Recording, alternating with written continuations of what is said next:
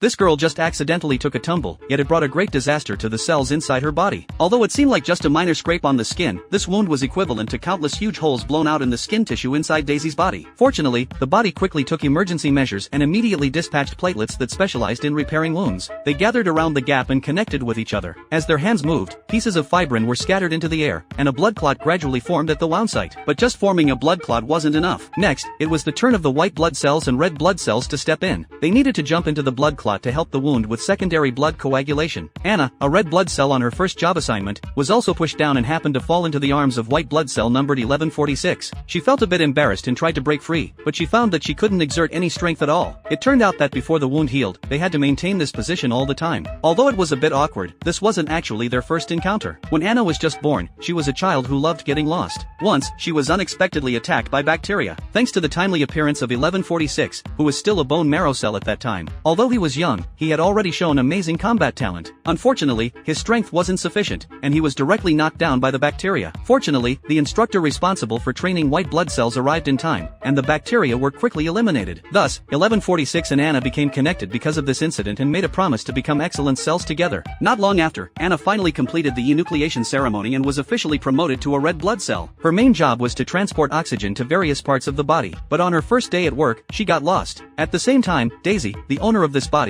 was influenced by her slovenly father. A large number of bacteria invaded the body along the trachea. However, Daisy didn't pay attention and just felt a bit itchy in her throat. Little did she know that a big battle had already broken out inside her body. Red blood cells aren't good at fighting and can only be attacked. The main bacteria in this invasion were Streptococcus pneumoniae and Staphylococcus aureus. If they aren't eliminated quickly, it's highly likely to cause various inflammations. Anna ran into a small path in a panic and unexpectedly was completely surrounded by bacteria. Her companions were successively eliminated by the bacteria. At a critical moment, a white figure appeared from behind. It was actually a white blood cell. When Anna saw the white blood cell protecting her behind him, the familiar figure from her childhood suddenly emerged in her mind. As the bacteria were easily taken down by the white blood cell, the big villain, Staphylococcus aureus, finally made an appearance. But just as she was about to unleash her powerful move, she saw two throwing knives flying towards her. In this way, Staphylococcus aureus was also eliminated by the powerful white blood cell.